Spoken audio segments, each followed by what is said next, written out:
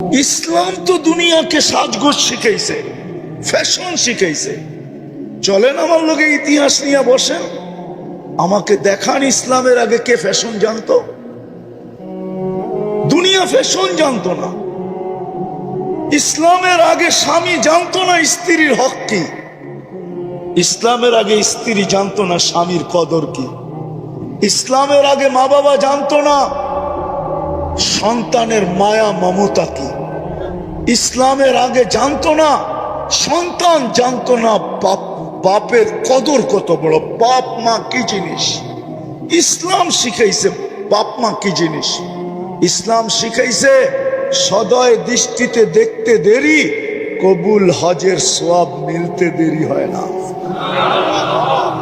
আমি তো বলি কবুল হজ না, ইসলাম শিখাইছে সদয় দৃষ্টিতে দেখতে দেরি, জান্নাত নিজের নামে লেখায়া নিতে দেরি হয় না। আপনি বলবেন হজের সওয়াব তো লেখা আছে হাদিসে, আপনি জান্নাত কোত্থেকে পাইলেন? তাইলে আমি আরেকটা হাদিস দিয়া বুঝাই। আল্লাহ রসুল বলছে কবুল হজের সওয়াব জান্নাত ব্যতীত আর কিচ্ছু। ইসলাম শিখাইছে। তো যেটা বুঝাইতেছিলাম আমি, যে আজকে তো সাহায্যের দরকার, কিন্তু সাহায্য আসে না কেন? কেন আসে? একটা দিয়ে শেষ করতেছি। আসতো যদি আমরা আল্লাহর কাছে আকর্ষণের পাত্র হতাম, যদি রসুলের কাছে আকর্ষণের পাত্র হতাম। ওই 313 আল্লাহর কাছে আকর্ষণের পাত্র ছিল। 313 তলোয়ার, 3টা ছিল। একদিকে 11,000-এর উপরে, 1100-র উপরে তলোয়ার ছিল, আর এই দিকে মুসলমানদের কাছে 3টা তলোয়ার ছিল। শুধু আল্লাহর কাছে আকর্ষণের পাত্র ছিল, রসুলের কাছে আকর্ষণের পাত্র ছিল। তো আল্লাহ কোরআন নামায় বলতেছে, বন্ধু ওমা আপনি খেলবেন না, আমরা খেলবো। ওমা রমাইতা ইদ রমাইতা ওয়ালাকিন্নাল্লাহ রমা। বন্ধু আমরা খেলবো, আপনি খেলবেন না, খেলবো তো আমরা। আল্লাহকে যদি প্রশ্ন করি, রমজান মাস 70 কিলোমিটার দূরে কেন মদিনার থেকে নিয়ে আসলেন? আল্লাহ যেন আমাকে বুঝাইতে চায়। বন্ধুকে মনে হয় আল্লাহ বলছে, বন্ধু আপনি না আসলে খেলা জমবে না, আপনাকে খেলা জমানোর জন্য নিয়ে আসছি। আর দর্শক না হইলে খেলতে মজা লাগবে না, আপনাকে তো দর্শক হিসাবে আনছি, খেলছি তো আমরা। আজকেও আল্লাহ খেলতো, আজকেও আল্লাহ খেলতেন। নইলে আমার যুক্তিতে বুঝেই আসে না। আমাদের পরে কোনো উম্মত নাই না? আছে? আমাদের নবীর পরে কোনো নবী আছে? হ্যাঁ, নাইলে আপনারা কেন স্লোগান দেন নবীর পরে নবী নাই, সংসদে আইন চাই? কেন স্লোগান দেন? আমাদের নবীর পরে তো কোনো। তাইলে আল্লাহকে যদি প্রশ্ন করি, আল্লাহ কোরআন তো দেখি, ইন ওয়ালিল্লাহি জুনুদুস সামাওয়াতি ওয়াল আরদ, জমিন আসমানের সমস্ত সৃষ্টি আপনার সৈনিকের অন্তর্ভুক্ত। আয় আল্লাহ একটাকে হুকুম দেন না, আমাদের পরে নবীর পরে তো নবী নাই, আমাদের পরে উম্মত নাই, এই সৈনিক বসায় বসায় খাওয়াইতেছেন, কারণটা কি? পাঠান না ফিলিস্তিন, একদলকে পাঠান, একদল পাঠাইতে তো হয়। কিন্তু আল্লাহ তো আমাকে বলে আমি পাঠাই কি করা? তরিকা বাদ দিলাম, তরিকা বাদ দিলাম, আদর্শ বাদ দিলাম, আদর্শ বাদ দিলাম। ওরা তো ডেলি 100 বার আমাকে আল্লাহ বইলেও ডাকে না, বক্ত করে আমারটা সব।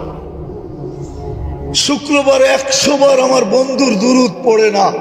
আমি তো তোমাদেরকে ইজ্জত করছিলাম বন্ধুর খাতিরে, নাহলে তোমাদেরকে এত বড় সম্মানে ভূষিত করব তো করব কেন? কুদরতি হাতে আমি তোমাদেরকে বাছাই করব তো করব কেন? তোমাদের মাথায় শ্রেষ্ঠত্বের মুকুট দিব তো দিব কেন? কুনতুম খায়রা উম্মার ঘোষণা দিব তো দিব কেন? তোমাদেরকে আমি আমার জন্য পছন্দ করব তো করব কেন? সুহাদা আলান নাস, কিয়ামতের দিন আল্লাহ নিজের জন্য আমাদেরকে পছন্দ করছেন। আমি কেন তোমাদের জন্য, তোমাদেরকে আমার জন্য পছন্দ করব? এরা তো আমার বন্ধুর উপরে দুরূদ পড়ে না। যুবক তো নবীর স্টাইলে চুল কাটে না, মা বোনরা ফাতেমার স্টাইলে সাজে না। সব বাদেই দিয়া দিলাম। আল্লাহ তো আমাকে অভিযোগ করে সবকিছু বাদ, ডেলি আমি 5 বার ডাকি, তাও যদি আসতো, 80%ই তো আসে না। আরে 50%ও যদি আসতো, অর্ধাঅর্ধিও যদি আসতো, তাইলেও তো আমার মনকে বুঝাইতে পারতাম। 80%ই তো আসে না। मैं फैक्ट्री वाला तो फैक्ट्रीते नामाजे पढ़े ना, मेल वाला तो मेले पढ़े ना, बाजार वाला तो बाजारे पढ़े ना, हाट वाला तो हाटे पढ़े ना, दुकानदार तो दुकाने पढ़े ना, ऑफिस वाला तो ऑफिसे पढ़े ना, अदालत वाला तो अदालते पढ़े ना, खेत वाला तो खेते पढ़े ना। অথচ খেতে যদি নামাজ পড়তো তাহলে ওর জন্য আল্লাহর মাগফিরাত, জান্নাত ওয়াজিব হইতো, ওয়াজিব, অবধারিত। হাদিসে আছে, খেতওয়ালা যখন আজান শোনে, আর খেতের আইল বলে না লাইল বলে গাজীপুরে, হ্যাঁ লাইল ঠিক না, কোন জায়গায় আইল বলে। খেতের লাইলে যদি ও গামছা বিছায় দাঁড়ায় যেত, আল্লাহ ফেরেশতাদেরকে ডাইকা দেখাইতো, কি করে রে? নামাজ পড়ে। তা কার ভয়ে? আমার ভয়ে। আপনার ভয়ে? কি চায় নামাজ দ্বারা? কয় জান্নাত। আমি ভয় থেকে নিষ্কৃতি দিলাম, ওকে মাফ করে দিলাম, জান্নাত লেখা দিলাম, তোমরা সাক্ষী থেকো। খেতালা যদি খেতে দাঁড়াইতো, খামারওয়ালা যদি খামারে দাঁড়াইতো, মা বোনরা যদি ঘরে পড়তো, বাড়িওয়ালা যদি বাড়িতে পড়তো। আল্লাহ তো ডেলি 5 বার ডাকে। শুধু আল্লাহ তো ডাকে না, রহমানও ডাকে, রহিমও ডাকে, মালিকও ডাকে, কুদ্দুসও ডাকে, সালামও ডাকে, মুমিনও ডাকে, মুহাইমিনও ডাকে, আজিজও ডাকে, জব্বারও ডাকে, মুতাকাব্বিরুল খালিকুল বারিউল মুসাব্বিরুল গফফারুল কহ্হারুল ওয়াহ্হাবুর রাজ্জাকুল ফাত্তাহুল আলিমুল কাবিদুল বাসিতুল খাফিদুর রাফিউল মুইজ্জুল মুদিল্লুস সামিউল বাসিরুল হাকামুল আদলুল লতীফুল খাবীরুল হালিমুল আযীমুল গফুরুল শাকুরুল আলিকুল কবীরুল হাফিজুল মুকিতুল হাসিবুল জলিলুল করিমুল রাকিবুল মুজিবুল ওয়াসি আল হাকিমুল ওয়াদুদুল মজিদুল বাঈতুশ শাহীদুল হকুল ওয়াকিলুল কবিয়্যুল মতিনুল ওয়ালিয়ুল হামিদুল الموصي المبدي المعيد المحيي المميت الحي القيوم الواجد الماجد الواحد الأحد الصمد القادر المقتدر المقدم المؤخر الأول والآخر الظاهر والباطن الوالي المتوالي البر التواب المنتقم العفو الرؤوف مالك الملك ذا الجلال والإكرام المقسط والجامع والغني والمغني المانع الدار النافع النور الهادي البديع والباقي الوارث والرشيد الصبور জল্লে জালালু 99 পদের মালিক আল্লাহ ডাকে, তারপরও আসে না। এদেরকে সাহায্য করে তো করে কি করে? এই জন্য শেষ কথা, আসেন যদি চাই আল্লাহর কাছে আকর্ষণের পাত্র হওয়ার জন্য, যদি চাই রসুলের কাছে আকর্ষণের পাত্র হওয়ার জন্য, যদি চাই অতি সত্বর আমাদের জন্য সাহায্য নেমে আসুক, তাহলে আজকে 2টা কাম করতে হবে মনের থেকে, 2 থেকে 3টা। পারবেন? সর্বপ্রথম মনের থেকে তওবা করতে হবে। আমি তো বলি, আপনাদের মিডিয়ার মাধ্যমে বলি, আমার বড় ব্যথা লাগে, সারা দুনিয়ার মুসলিম স্কলাররা এই কথা কেন বলে না? সারা দুনিয়ার 200 কোটি মুসলমানের জন্য একটা দিন, তওবার দিন হিসাবে নির্ধারিত কেন করে না? হায়, দুনিয়ার মুসলিম স্কলাররা যদি সারা দুনিয়ার মুসলমানদের জন্য একটা দিন তওবার দিন হিসাবে নির্বাচিত করত, আর ঘোষণা দিত যে চলো অমুক দিন আমরা সারা দুনিয়ার 200 কোটি মুসলমান নর নারী আল্লাহর কাছে তওবা করব, দেখি কোরআনের ওই আয়াত সত্য হয় কিনা। কোরআনের আয়াত সত্য, লিউযিকাহুম বাদাল্লাযী আমিলু লাআল্লাহুম ইয়ারজিউন। আল্লাহ বলতেছে তোমরা ফিরে আসো, আমি এটা চাই। হাদিসে কুদসি আছে, ইনতাবু ফানা হাবিবুহুম, তোমরা ইউটার্ন নিতে দেরি, তওবা করতে দেরি, আমি তোমাকে বন্ধু, তোমাদেরকে বন্ধু বানায়া দিতে দেরি করব না। তারপরে আমার ঘোষণা আসবে, মান আদালি ওয়ালিয়ান আযানতুহু লিল হারব, আমার বন্ধুদের সাথে যে লড়বে সে, আমি বন্ধুদেরকে লড়তে দিব না। আমার বন্ধুদের সাথে যে লড়ার জন্য নাইমা আসবে, আমি বন্ধুদেরকে লড়তে দিব না, বরং মধ্যখানে আমি বন্ধুদের পক্ষ হয়ে লড়ব। আমার স্কলাররা কেন এই কথাটা ঘোষণা দেয় না? কিন্তু আমার কথা তো কারো কাছে যাবে না, কিন্তু আমার ভিতরে ব্যথা।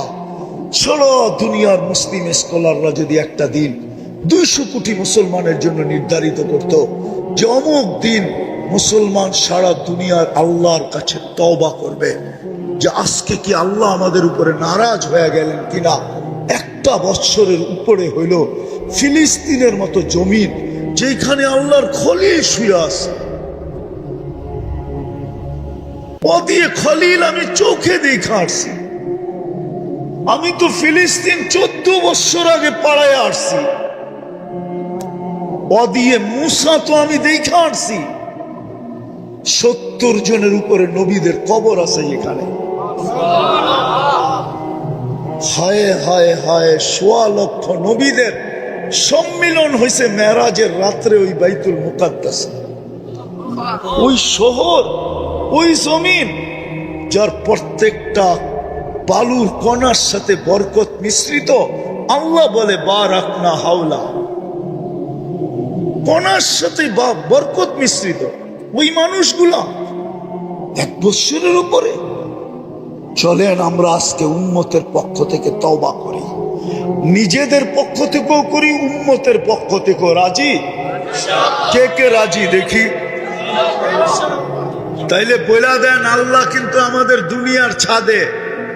বলেন আল্লাহ, আমরা আমাদের গুনার থেকে তওবা করলাম, আপনি আমাদের তওবা কবুল করেন, আমাদের গুনাহ মাফ করে দেন। সাথে সাথে আমরা পুরো উম্মতের পক্ষ থেকে তওবা করলাম, আপনি উম্মতের উপরে আর নারাজ থাকেন না। আল্লাহ, আপনি আমাদের উপরে রাজি খুশি হয়ে যান।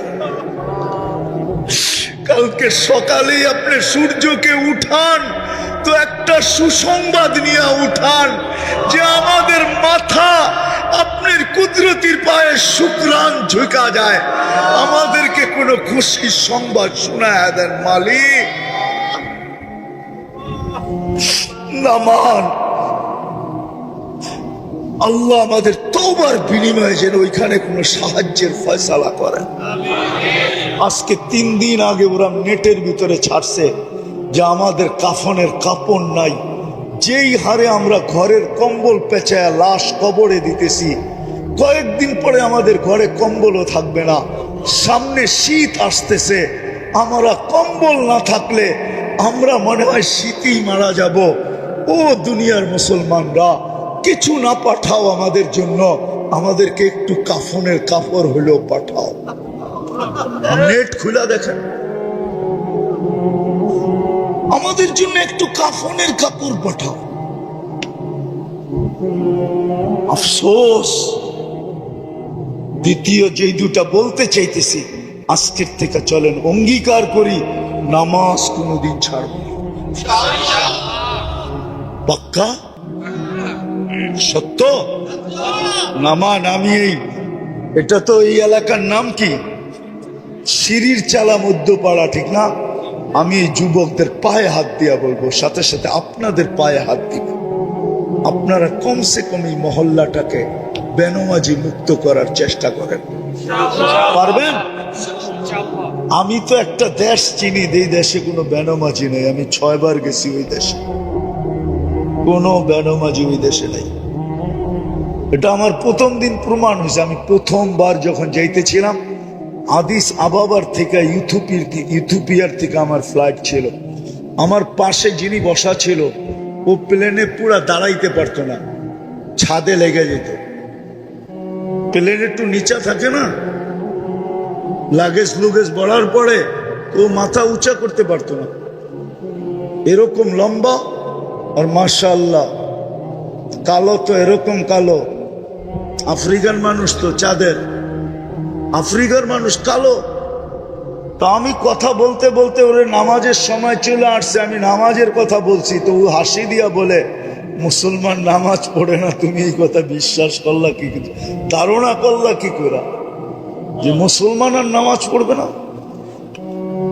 দেখলাম নামাজ পড়লো প্রথমবার।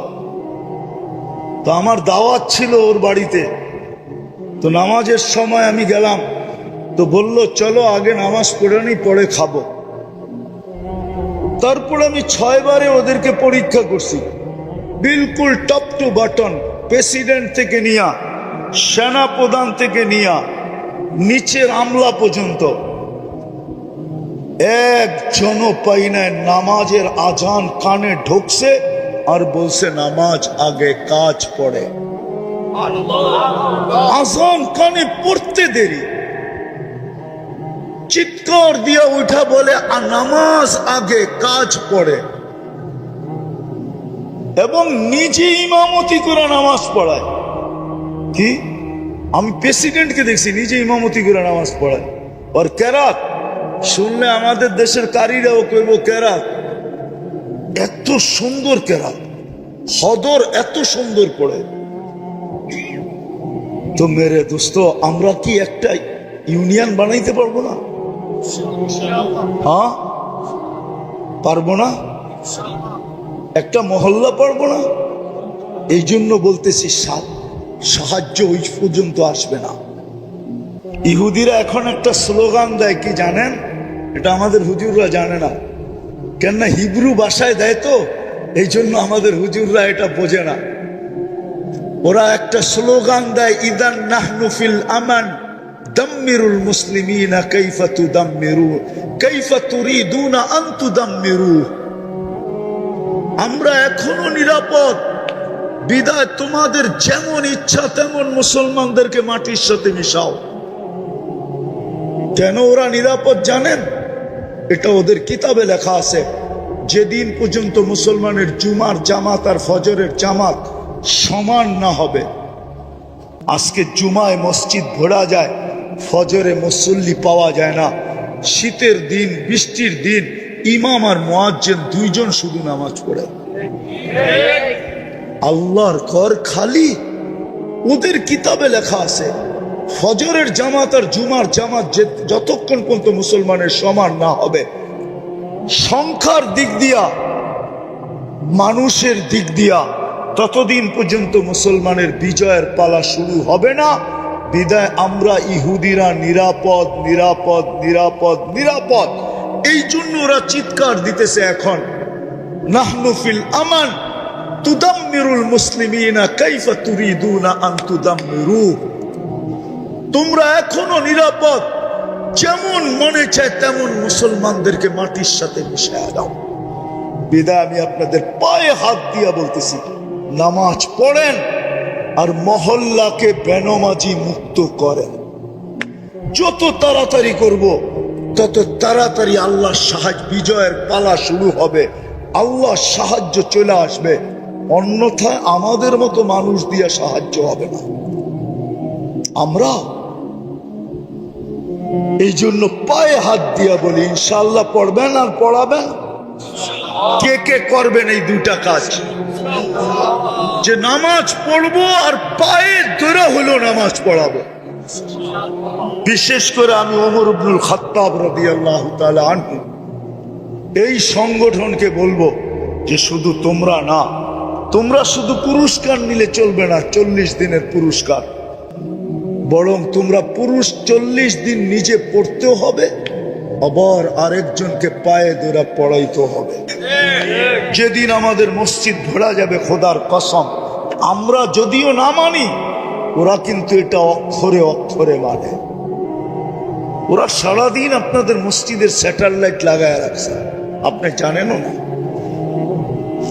দুনিয়ার সারা মিডিয়া কাদের?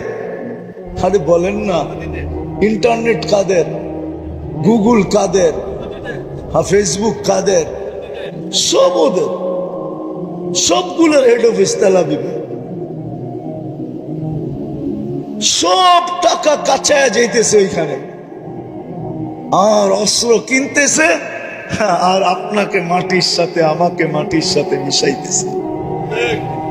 মুসলমান, আমি তো এই জন্য বলি, আজকে যদি মুসলমান 200 কোটি বলতো যে আমরা আমাদের নিজস্ব দেশের পণ্য ছাড়া দুনিয়ার কোনো পণ্য ব্যবহার করব না, আজকে বলুক, কালকে দেখেন দুনিয়াতে চিৎকার কিভাবে শুরু হয়। কিভাবে আপনার পায়ে ধরা শুরু হয়? দেখেন তেলের দাম কতটুক বাড়ে আপনার পায়ে মালিশ করার জন্য। কিন্তু 200 কোটি মুসলমান তো এক হবে না। আমাদের মুসলমানদের শাসকরাও তো এক হবে না। এই জন্য কমসে কম যেটা আমাদের করণীয় করা যায় সেটা হলো আমরা নামাজ পড়বো, পায়ে হাতে ধরা মসজিদ ভরবো। পারবেন? আল্লাহ আমাদেরকে আমল করার তৌফিক দান করেন। ওমা আলাইনা ইল্লাল বালাগ। মুসলমান, হায় হায় কথা অন্যদিকে চলে যাবে, কিন্তু মনের ভিতরে ব্যথা উঠা গেছে, না বইলেও পারতেছি না। মুসলমান শুধু উন্নতি দেখতেছে, উন্নতি। মুসলমানের চেয়ে তো উন্নত কেউ নাই আজকে। মুসলমানের চেয়ে উন্নত যদি মুসলমানের থেকে কেউ হইতো, তাইলে ব্র্যান্ডের জিনিস দুনিয়াতে মুসলমানের চেয়ে বেশি অন্যেরা কিন্তু মুসলমানের সমান কেউ মুসলমান এত ব্র্যান্ড ব্যবহার করতো না। যুবকরা মনে হয় বিশ্বাস করে না, ঠিক না? দুনিয়ার সবচেয়ে বেশি ব্র্যান্ড ব্যবহার করে মুসলমান। যদি শিক্ষিত হয়ে থাকেন তাহলে এখন নেটে যে সার্চ দেন, গুগলকে জিজ্ঞেস করেন যে দুনিয়ার দামি দামি ব্র্যান্ড কারা ব্যবহার করে, কাদের জন্য এই ব্র্যান্ড গুলা টিকা আছে। হায় হায় হায়, রাডু গরির ব্র্যান্ড কাদের জন্য টিকা আছে? রোলেক্স কাদের জন্য টিকা আছে? টি শার্ট কাদের জন্য টিকা আছে? এরকম দামি দামি ব্র্যান্ড কাদের কারণে টিকা আছে? যান গুগলকে জিজ্ঞেস করেন। ম্যাকডোনা কাদের কারণে টিকা আছে? ম্যাকডোনা সবচেয়ে বেশি মুসলমান খায়, কেএফসি সবচেয়ে বেশি মুসলমান খায়। দুনিয়ার দামি দামি ব্র্যান্ড সবচেয়ে বেশি মুসলমান খায়। দামি দামি ব্র্যান্ড, সব ব্র্যান্ড টিকা আছে শুধু মুসলমানের কারণে। দুনিয়ার সবচেয়ে বেশি প্রসাধনী মুসলমান ব্যবহার করে। দুনিয়ার সবচেয়ে বেশি অলংকার মুসলমান ব্যবহার করে। বিশ্বাস হয় না? হয়? হয় না মনে হয়, ঠিক না? আমেরিকানরা করে, ঠিক না? ডলার বেশি, ঠিক না? ইংল্যান্ড, কানাডা, অস্ট্রেলিয়া, আরে বলেন না, জাপান, কোরিয়া, বলেন না, ইউরোপ। আপনি তো মিডিয়া দিয়ে করবেন, আমি তো চোখে দেখে আসছি। আমি তো সারা বছরই ঘুরি, ঘুরতে যাই তো আপনাকে স্বাধীনতাও দেখতে পারলাম না। ওই সময় তো আমি বাহিরে ছিলাম। আমি জুলাইয়ের 18 তারিখে গেছি, 5 তারিখে সকালে ফজরের সময় ইংল্যান্ড থেকে আমার কানাডার ফ্লাইট ছিল। যখন এইখানে স্বাধীনতার উল্লাস চলতেছে তখন আমি হাওয়ার উপরে উঠতেছি। তখন তো আমি প্লেনে ছিলাম। আমাকে কি বুঝাবেন? দুনিয়ার সবচেয়ে বেশি সোনা ব্যবহার করে মুসলমান, সবচেয়ে বেশি অলংকার ব্যবহার করে মুসলমান, সবচেয়ে বেশি মেকআপ শেকআপ ব্যবহার করে মুসলমান। এই এলাকায় প্রত্যেকটা ঘর একটা মিনি, কি বলে এটাকে, কসমেটিক্স এর দোকান, ঠিক না? কি প্রত্যেকটা ঘরে হবে না ছোট একটা দোকান? না হবে না? হ্যাঁ, আমি ঘুরে বলতেছি। তারপরও মুসলমানের এই দুরবস্থা আজকে কেন? দুনিয়ার 70% ধন সম্পদ মুসলমানদের পকেটে, মুসলমানদের পায়ের নিচে। মুসলমানের চেয়ে বেশি তেল কার কাছে আছে? তেল মুসলমানের কাছে, গ্যাস মুসলমানের কাছে, সোনা মুসলমানের কাছে, রূপা মুসলমানের কাছে। দুনিয়ার সবচেয়ে বেশি অর্থ মুসলমানদের কাছে। আমি তো বলি, যদি মুসলমান হইতো, 12টা দেশ যদি একত্রিত হইতো, আর বলতো সারাটা দুনিয়া কিনা নিতে পারতো, শুধু 12টা দেশ। আমি চিনি ওদেরকে। দুনিয়ার সবচেয়ে বড় টাকা মুসলমানের কাছে।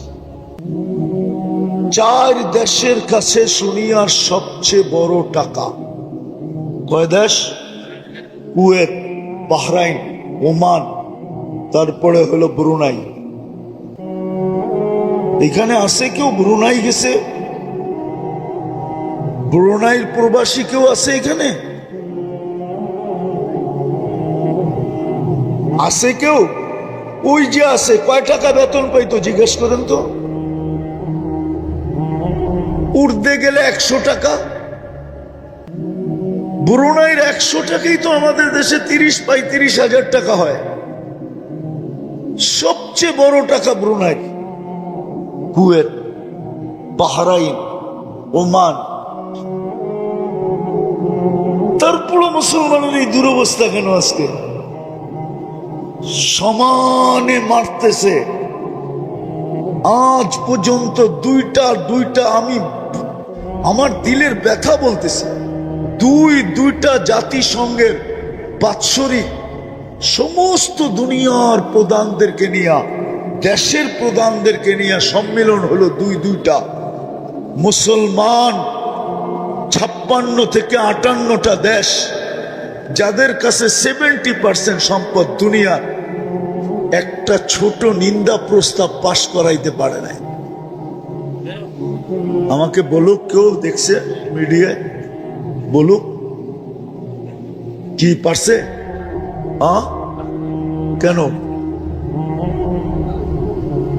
কেন পারলো না? বুঝা গেল ওরা আমাদেরকে মানুষ মনে করে না, ওরা আমাদেরকে আগাছা মনে করে। আগাছা বোঝেন? জঙ্গল। আমরা শুধু চিৎকার দিই, আমরা শুধু লাউড স্পিকারে চিৎকার দিতে থাকি, চিল্লাইতে থাকি। ওরা আমাদেরকে আগাছা মনে করে। দ্বিতীয় আরেকটা প্রমাণ দেই, ওরা শুধু আগাছা না, আগাছা মনে করে। এটার দ্বিতীয় প্রমাণ, আজ পর্যন্ত কোন প্রাণীবাদী সংস্থা কিন্তু সারা ওয়ার্ল্ড ব্যাপী, এটা একটা সংস্থাই, এর শাখা সারা ওয়ার্ল্ডে আছে, আমাদের দেশেও আছে। দেখবেন গুলশান গেলে সকালবেলা রাস্তার কুকুররে ফজরের পরে খাওয়াইতেছে। ছোট কুকুর ধরে, বাচ্চা কুকুর ধরে খাওয়াইতেছে। আমার মহল্লায় খাওয়ায়। শীতের দিন জ্যাকেট পরায়, জ্যাকেট। হাসেন কেন? সত্য না? হ্যাঁ, বৃষ্টি যখন ঝুমঝুমায় ফজরের সময় হয়, ওরা ছাতি নিয়ে এসে কুকুরকে খানা দেয়। আমি জিজ্ঞেস করছি, তোমরা কারা? মেয়ে ছেলে। তো বলতেছে আমরা প্রাণীবাদী সংস্থার পক্ষ থেকে। এই যে 48,000 ফিলিস্তিনি যে মারা গেল, আজ পর্যন্ত ওনারা তো জেনারেল শিক্ষিত, ঠিক না? ওনারা বলুক, যুবকরা তো সারাদিন নেটের ভিতরে থাকে, ওরা তো কখনো নেটের থেকে বাহির হয়ই না। হ্যাঁ, নেট বুঝো? আবার বাংলায় কিন্তু তর্জমা করতে গেলে চাল হইব, ওরা সারাদিন চালের মধ্যে থাকে। আফসোসে তো বলতেছি, নাহলে বলতাম না। কোরআন তো আমাদের ঘরে কবে খুলছে আল্লাহ জানে। গিলাফে যে লাভ পড়ছে, আর মনে হয় 2-4 বৎসরও কোরআন আমাদের ঘরে একবারও খোলা হয় না। হয়? রাগ হয়ে গেলেন? হ্যাঁ, কিন্তু যুবকদের তো ফেসবুক 1 মিনিটের জন্য বন্ধ হয় না, খোলাই থাকে। 1 মিনিটের জন্য বন্ধ হয় না। যদি নেট এখন তো আনলিমিটেড চালায়, কেন? সবার ঘরেই ওয়াইফাই, ঠিক না? হ্যাঁ, সবার ঘরে কি ওয়াইফাই না থাকলেও প্রতিবেশীর পাসওয়ার্ড সবার ঘরে আছে, ঠিক না? ঘরে যায়, পাসওয়ার্ড লাগায়, ওপেন, ঠিক না? সত্য তো? আবার আরেকটা জানি কি বেরিয়েছে, পাসওয়ার্ডও লাগে না, কি জানি। আরে কি বলো এটাকে? মোবাইল থেকে মোবাইলে নেয় হটস্পট। হায় হায় হায়, কুরআন সারা বছরে একবার ছুঁয়া দেখে না। আমি আফসোসে বলতেছি, ইয়া লাইতানি মিত্তু ক্বাবলা হাযা, হায় যদি আর আগে মউত চলে আসতো। আমার জাতি কুরআন ডেলি একবার খুলে দেখে না, তোরা একটা চুমা দেয় না। যুবক, তোমাদের পায়ে হাত রাখে। আমি ভিতর থেকে বলতেছি, আমার কথা এইখান থেকে না ওইখান থেকে আসতেছি, বড় ব্যথা নিয়ে বলতেছি। হায়, তোমরা যদি ডেলি কোরআন না পড়তা, আমার কোনো আপত্তি ছিল না। কোরআনটা নিয়ে যদি একটা চুমা দিতাম ডেলি একবার, আর বলতে আল্লাহ এটাকে আমি ভালোবাসি। সারাদিন তো তোমাদের ফেসবুক এক সেকেন্ডের জন্য বন্ধ হয় না, চ্যাট করতেই থাকো, তুমি অনলাইনে থাকো। তোমাকে না পাইলে কতজনে গলায় রশি দিতে চায়, আবার তুমি না পাইলে আবার বিষ খাইতে চাও। সারাদিন একবার পাইলাম না অনলাইনে, না জানি আমাকে ফাঁকি দিয়ে অন্য কোনো দিকে চলে গেল কিনা, আমাকে স্যাক দিল কিনা। আবার যদি দুই একদিন হয়ে যায় তো বন্ধু বান্ধব মিলা মিছিল বাহির করার চেষ্টা করে, কিন্তু সামাজিক কারণে মিছিল বাইর করতে পারে না। নাইলে মনে হয় মিছিল বহুত হইতে থাকতো এরকম, ঠিক না? হ্যাঁ, কিন্তু কোরআনটাকে তো সারাদিনে একবার চুমা দাও না। তো যেটা বলতেছিলাম, প্রাণীবাদীরা 48,000 ফিলিস্তিনি মারা গেল। আচ্ছা, মুসলমান বাদেই দিলাম, মানুষ তো মানুষ বাদেই দিলাম, প্রাণী তো না, প্রাণী না। কিন্তু প্রাণীবাদীরা বলো, ওনারা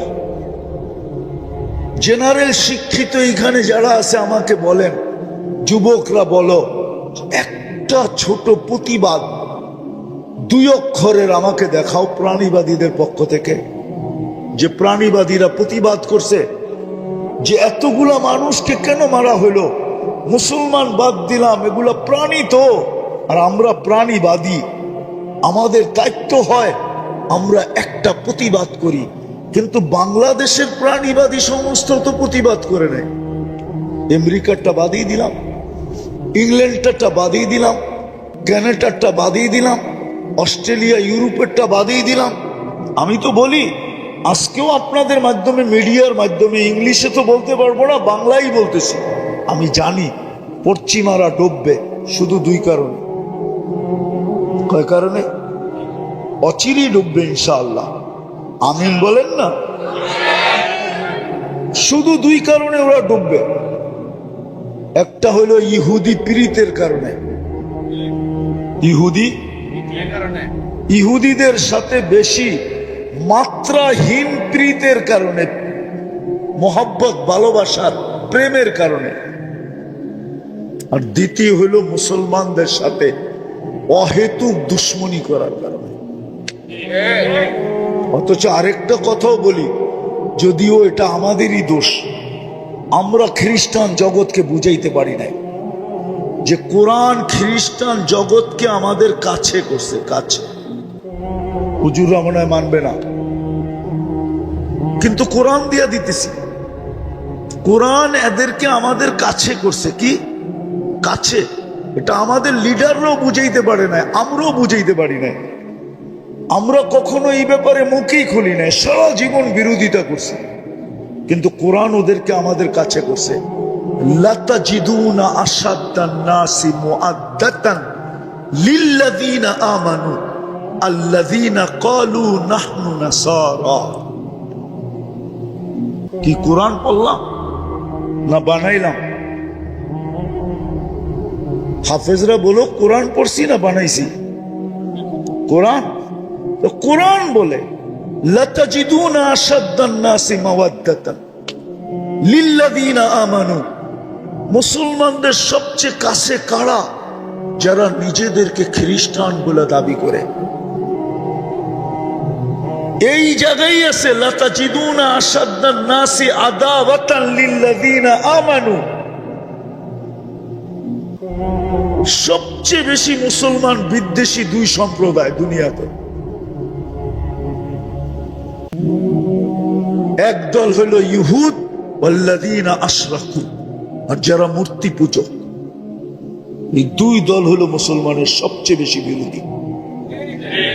কোরআন বলতেছে, কিন্তু খ্রিস্টানদেরকে আমাদের কাছে করছে। কিন্তু আমি বড় আফসোস করি দুনিয়া ঘুরার পরে যে আমাদের স্কলাররা কেন ওদেরকে বুঝাইতে পারলো না, আমাদের নেতারা কেন ওদেরকে বুঝাইতে পারলো না। যদি ওদেরকে বুঝাইতে পারতাম তাহলে এই দুরবস্থা মনে হয় কোনোদিন আমাদের দেখতে হতো না। আমরা বুঝাইতে পারি না। আমি আমার দোষও বলবো, শুধু ওদের দোষ বলবো এরকম না, আমার দোষও আমি বলবো যে আমি ওদেরকে বুঝাইতে পারি না। আমাদের স্কলাররা বুঝাইতে পারে না, আমাদের নেতারা বুঝাইতে পারে না যে তোমাদেরকে আল্লাহ আমাদের কাছে করছে, তোমরা আমাদের থেকে দূরে যাও তো যাও কেন, আমাদের সাথে বিদ্বেষ রাখো তো রাখো কেন, হিংসা রাখো তো রাখো কেন, দুশ্মনী রাখো তো রাখো কেন, আমাদেরকে ঘৃণা করো তো করো কেন। আমরা তো তোমাদের কাছের, তোমরা আমাদের কাছের। কিন্তু যখন আমরা বুঝাইতে পারি না, তো এই জন্যই বলতেছিলাম প্রথমটা যে ওরা ডুববে দুই কারণে, পশ্চিমারা ডুববে শুধু দুই কারণে, নাইলে ওদের ডুবার কোনো কারণ আমি দেখি নাই। শুধু দুই কারণেই ওরা ডুববে। একটা হলো ইহুদিদের সাথে ওদের পিরিত বেশি। পিরিত বোঝেন তো? কি ভালোবাসা, ঠিক না? আরেকটা হলো মুসলমানদের সাথে ওদের দুশ্মনী বেশি। এই কারণেই ওরা ডুববে। তো যেটা আমি বুঝাইতেছিলাম, কথা বাহির হয়ে চলে গেছে, আমি গুছায় নিয়ে আসতেছি, কথার শেষ জায়গায় আমি চলে আসছি। এটাই বুঝাইতেছিলাম যে দুনিয়ায় আপনি যতই আকর্ষণের পাত্র হন না কেন, ফুল তো ফুটলে আকর্ষণের পাত্র হয়। আপনি যতই আকর্ষণের পাত্র হন না কেন, এটা আমার বিষয় না। আমার বিষয় হলো এটা ভাবানো যে আমি আল্লাহর কাছে আকর্ষণের পাত্র কতটুকু, বা আল্লাহর কাছে আমি আকর্ষণের পাত্র হব কিভাবে, রসুলের কাছে আমি আকর্ষণের পাত্র হব কিভাবে। আর কারণও আমি বলছি যে এখানে চিরদিন থাকা যাবে। এই চেহারাটা যে অস্তিত্ব দিছে তার সামনে একদিন দাঁড়াইতে হবে। এটা অস্তিত্ব দিছে কে? কে দিছে? এই চেহারাটা আল্লাহ অস্তিত্ব দিছে। জোরে বলেন কে? আল্লাহ। যত জোরে বলবেন তত ভিতরের ব্লক শেষ হয়ে যাবে, ব্লক থাকবে না। হ্যাঁ, ক্লিয়ার হবে। আমি শুধু কোরআন হাদিস না, ডাক্তারের প্রমাণ দিতে পারি। আমার কাছে আছে অডিও ক্লিপ, আমার কাছে আছে। আমেরিকার ডাক্তার বলছে মুসলমানের হার্টের প্রবলেম হয় কি করে আমার বুঝে আসে না। ও মুসলমান না, খ্রিস্টান। ও বলছে আল্লাহ শব্দকে আমি অ্যানালাইসিস করে দেখছি যে মুসলমান আল্লাহ বলে, আবার হার্টের ভিতরে প্রবলেম হয় কি করে। তাইলে বোঝা গেল মুসলমান আল্লাহ যেইভাবে বলার দরকার ওইভাবে বলে না। আসলেই সত্য, আমরা আল্লাহ বলি না। এইখানে একজনও পাওয়া যাবে না এই বিশাল জনগোষ্ঠীর ভিতরে। জানি না অন্তরালে কোনো মা বোন পাওয়া যায় কিনা যে ডেলি 200 বার আল্লাহ বলে। কয়শো বার?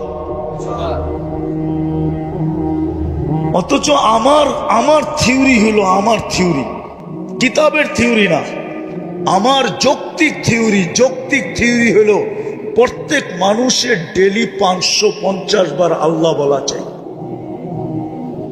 বলবেন কেন, কোন যুক্তিতে?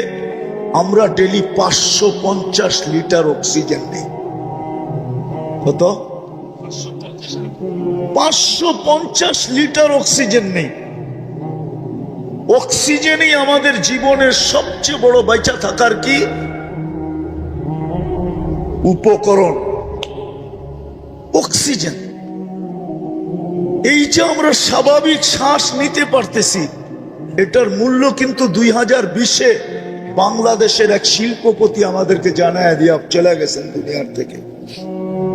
বাংলাদেশের প্রথম সারির এক শিল্পপতি যখন ভেন্টিলেটরে ছিলেন, ওনার জন্য যখন চায়নার থেকে ডাক্তারের টিম আনা হলো, তো ডাক্তারের টিম যখন কামরায় ঢুকলো, তো উনি ডাক্তারের টিমকে বলছিল, তোমরা আমাকে স্বাভাবিক শ্বাস নিতে দাও, আমার পুরা প্রপার্টি কোম্পানি আমি তোমাদের নামে লেখা দিব। আপনি স্বাভাবিক শ্বাস নিতে পারতেছেন, ডেলি বৈশা নিতেছেন, কিন্তু একবারও কি আল্লাহ বলছেন যে আল্লাহ বা আলহামদুলিল্লাহ বলছেন? তো আমার যুক্তি বলে ডেলি 505 বার আল্লাহ বলা চাই, কেননা 550 লিটার আমরা অক্সিজেন দিই, 1 লিটারের বদলা একবার আল্লাহ। কিন্তু আমার যুবকরা তো ডেলি 10 বারও আল্লাহ বলে না, 5 বারও আল্লাহ বলে না, মা বোনরাও বলে না, পুরুষও বলে না। বলেন আজকে সারা দুনিয়া চিৎকার কিসের দিতেছে? ফুল যেরকম ফুটা ব্যতীত, ফুল যতক্ষণ না ফোটে ততক্ষণ কেউ এর দিকে চোখ উঠায় তাকায় না, কেননা ফুটা ব্যতীত ঘ্রাণও আসে না আর রঙও দেখা যায় না। বুঝাইতে পারতেছি তো? আমার কথায় সুর হবে না, এই জন্য ধ্যান দিতে হবে। ফুল যতক্ষণ পর্যন্ত না ফোটে ততক্ষণ পর্যন্ত কিন্তু কেউ চোখ তুলা দেখে না, হাত বাড়ায় নেয় না, কাটার খোঁচা খাইয়েও কেউ ছিঁড়ে না। আর যখন ফুটা যায় তো কাটার খোঁচা খাইয়েও হাত দিয়া ছিঁড়ে, চোখ বুলায়া দেখে, হাত বাড়ায়া নেয়। এমনকি 14 তারিখে যুবক যুবতীরা পয়সা দিয়েও কিনে, আর না পাইলে মারামারিও করে। ঠিক না? সত্য তো? তো ফুল যেরকম ফুটা ব্যতীত আকর্ষণের পাত্র হয় না, এটাতে একমত তো? তার ঘ্রাণও আসে না। এগুলো তো কাগজের ফুল, আর্টিফিশিয়াল। এটাও বলছে কবি, हकीकत सुख नहीं सकती बनावट की उसूलों से, कभी बुआ नहीं सकती के कागज के फूलों से। এগুলার থেকে কখনো ঘ্রাণ আসবে না, এটা হলো চোখের শোভা। আবার 14 তারিখে এটা নিয়ে গেল জুতার বাড়ি, এতে কোনো সন্দেহ নেই। বলবে তুই এখনই 2 নম্বর করস, আগে যে কয় নম্বরই করবি আল্লাহই জানে। যদি এটা নিয়ে গেল, জীবনে কোনোদিনও লেখা দিবে না I.U, এটা জীবনের জন্য অফ হয়ে গেল। বলবে তুই প্রথম দিনই সত্য কাহিনী মনে উঠলো, এই জন্য বলতেছি। আমি জাপানে 2 বার গেছি। কবার? তো জাপানে আমাদের এক বাঙালি বিয়ে করছে, জাপানিজ মেয়ে, মুসলমান বানায় করছে। তো ফজরের নামাজ নিজে পড়ে না দেখা স্ত্রীকে বলছে যে নামাজ 4 ওয়াক্ত। কয় ওয়াক্ত? জোহর, আসর, মাগরিব, এশা। তো নতুন জাপানি মেয়ে, জাপানিরা কিন্তু যেটা করে ওটা সিরিয়াসলি করে। সিরিয়াসলি বোঝেন? খুব গুরুত্ব দিয়া করে। তো মহিলা নবমুসলিম 4 ওয়াক্ত নামাজ খুব ভালো মতে পড়তেছে। তো একদিন ঘুরতে গেছে আর বান্ধবীর কাছে, বান্ধবীও জাপানি, তারও বিয়ে হয়েছে এক বাঙালির সাথে, কিন্তু সে একটু দিনদার, ছেলেটা একটু কি, সে 5 ওয়াক্ত নামাজ পড়ে, স্ত্রীও পড়ে। তো যখন বান্ধবীর কাছে গেছে, তো বান্ধবী জিজ্ঞাসা করছে, তুই নামাজ কয় ওয়াক্ত পড়িস? কেন? নামাজ তো 4 ওয়াক্ত। তো সে মাথার হাত দিয়া বলছে, কে বললো তোকে 4 ওয়াক্ত? কেন? আমার স্বামী তো বললো 4 ওয়াক্ত, জোহর, আসর, মাগরিব, এশা। তো বলছে, না বোন, নামাজ 5 ওয়াক্ত। সবচেয়ে গুরুত্ব যে নামাজের রাখে সেটাই তোর স্বামী বলে নাই। ফজরের নামাজ। তো সারাদিন ছিল, খাওয়া দাওয়া করছে, বিকালে যখন ওইখান থেকে আসতে ছিল তো অফিস থেকে ডিভোর্স লেটার নিয়ে আসছে উঠায়া। রাত্রে স্বামীকে বলতেছে এই নাও ডিভোর্স লেটার। বলছে কেন? বলছে তুমি যখন নামাজ নিয়ে আমার সাথে ধোঁকা করতে পারো তাহলে সারা জীবনে তুমি আমার সাথে ধোঁকাই করবে আর ভালো করবে না, বিদায় আমি তোমার সাথে থাকতে ইচ্ছুক না। ঠিক এরমই 14 তারিখে এই ফুল নিয়ে গেলে জীবনে কোনোদিন আর I.U লেখা দিবে না। কেননা প্রথমেই এরকম ফুল নিয়ে গেছে যেই ফুলের কোনো গ্রান কোনোদিন হবেই না। তো মানুষ ফুল যতক্ষণ পর্যন্ত না ফোটে আকর্ষণের পাত্র হয় না। মানুষ চোখ উঠায়া তাকায় না, হাত বাড়ায়া নেয় না, কাটার খোঁচা খায়া কোনোদিন ছিঁড়ে না, পয়সা দিয়া কোনোদিন কিনে না। ঠিক আপনি আর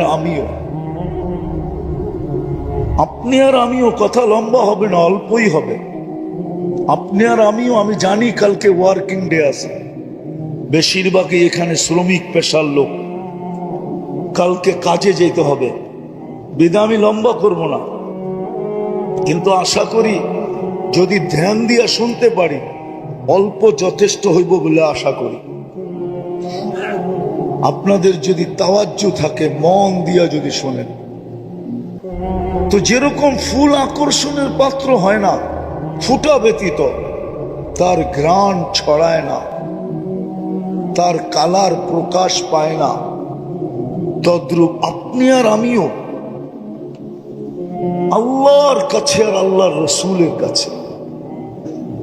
আমি দুনিয়া নিয়ে আমার আলোচনা না, দুনিয়া কে কত বড় আকর্ষণের পাত্র, কার কতটুকু আকর্ষণ দুনিয়াতে, এটা আমার বিষয় না।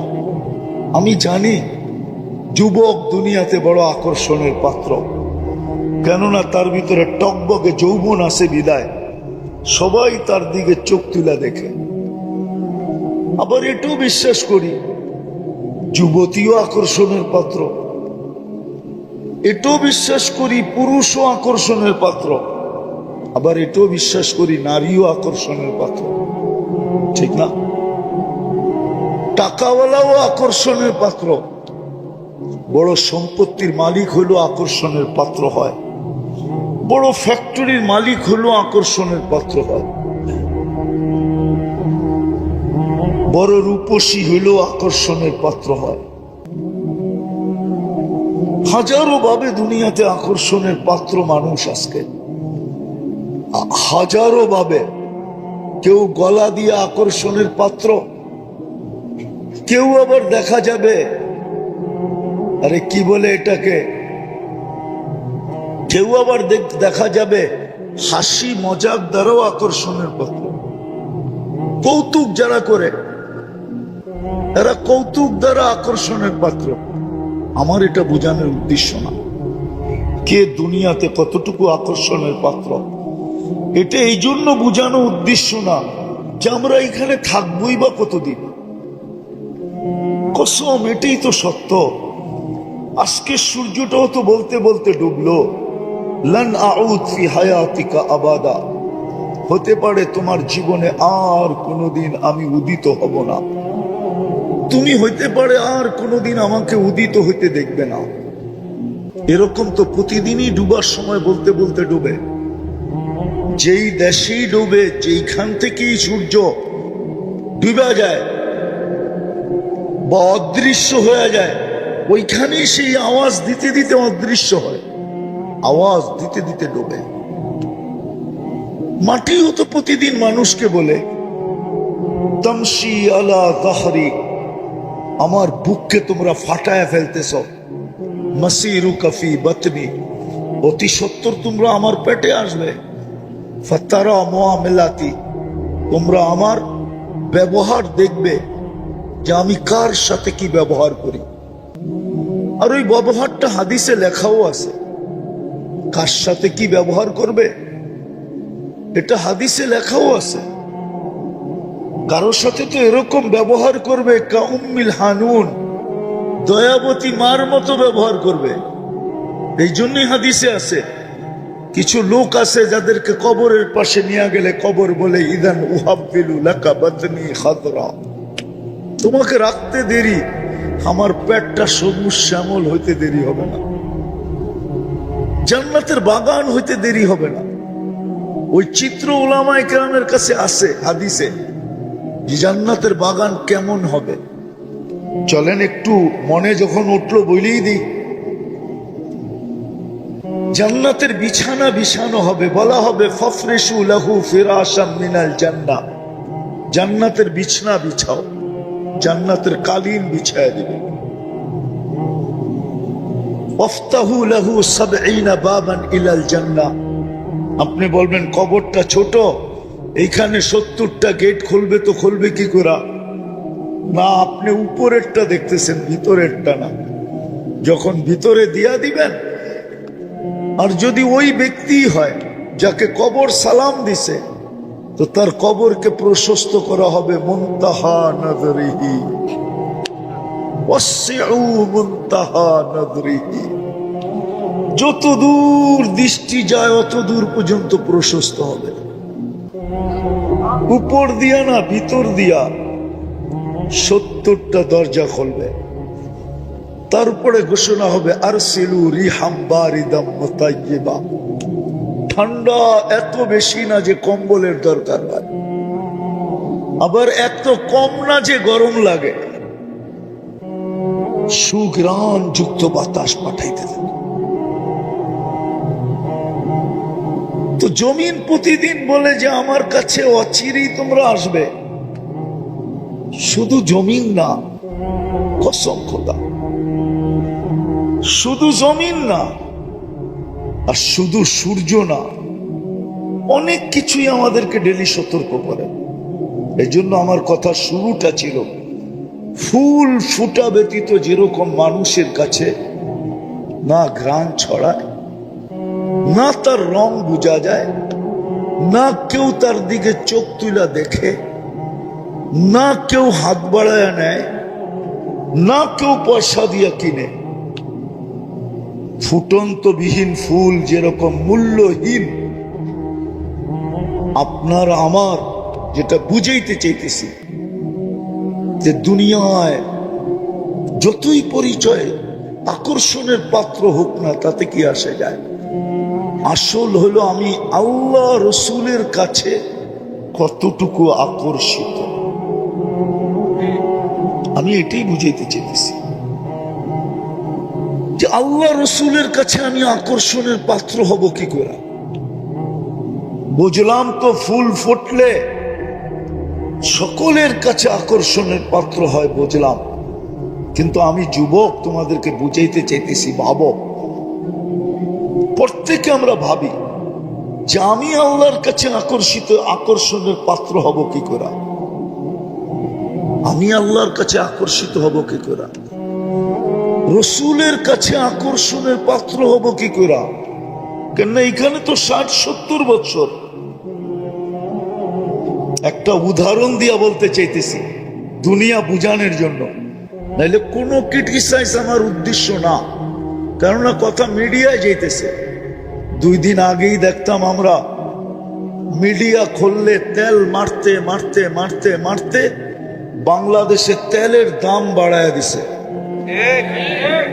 পুরা দেশে তেলের শর্টেজ, ঠিক না? পেপার পত্রিকা আসতে শুরু করছে তেল ছাড়া কিভাবে পাকানো যায়। আর আজকে ওই মিডিয়া খোলেন, ওই লোকগুলোই স্বৈরাচারী বলতে বলতে গলা শুকায় ফেলতেছে, ঠিক না? দিস ইজ দুনিয়া, এটা না ওই দুনিয়া। যুবক, তুমি কয়দিন আকর্ষণের পাত্র? যৌবন আছে যতক্ষণ তুমি আকর্ষণের পাত্র অতক্ষণ। বিশ্ব সুন্দরী দুনিয়াতে একবার হওয়া যায়, দ্বিতীয়বার হওয়া যায় না। কেন? এই জন্যই, কেননা 1 বৎসরে বিশ্ব সুন্দরী যে আকর্ষণের মাধ্যমে হয়েছিল, 1 বৎসরে ওটার ভিতরে চুল পরিমাণ হলো ভাটা পড়ে গেছে, ভাটা, যার কারণে দ্বিতীয় বর্ষ সে বিশ্ব সুন্দরী হতে পারে না। সবাইকে বলতেছি, আপনি আকর্ষণের পাত্র, কতক্ষণ দুনিয়াতে থাকবেনই বা কতক্ষণ, আর আকর্ষণের পাত্রই বা কতক্ষণ। যুবক অতক্ষণ যৌবন আছে যতক্ষণ, রূপসী তো অতক্ষণ রূপ আছে যতক্ষণ, টাকাওয়ালা তো অতক্ষণ টাকা আছে যতক্ষণ, পদালা তো অতক্ষণ পদ আছে যতক্ষণ, ফ্যাক্টরিওয়ালা তো ওই সময় পর্যন্ত আকর্ষণের পাত্র যতদিন ফ্যাক্টরি আছে। ফ্যাক্টরি নাই, ওকে কেউ জিজ্ঞাসা করবে না। সত্য এটাই, সত্য সত্য, কবির কথাই সত্য। তুঝে দুনিয়া কে রাহু সবসে আলা, हो जीनत निराली हो फैशन निराला, यूं ही जिया करता है क्या मरने वाला, तुझे हुस्न जाहिर ने धोखे में डाला, जगह जी लगाने का दुनिया नहीं है, ये इबरत की जहां है तमाशा नहीं है।